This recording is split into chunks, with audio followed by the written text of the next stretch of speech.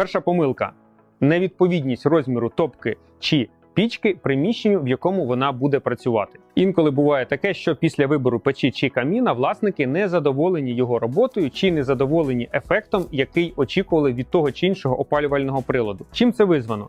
Тобто, або ми маємо дуже велике приміщення, а власники обрали, виходячи з мінімального бюджету, туди дуже маленьку пічку, і вона не здатна по своїй потужності опалити це приміщення. Або буває навпаки. Дизайнер намалював дуже велику топку, дуже великий камін в маленьке приміщення. На дизайн-проекті це на малюнку виглядало дуже гарно, дуже естетично та мальовничо, а коли зробили камін відповідно такого ж великого розміру, як намальований, власники починають страждати від надлишкового тепла в цьому приміщенні. Це проявляється в тому, що людям тяжко дихати, людям некомфортно і їм приходиться відкривати вікна, двері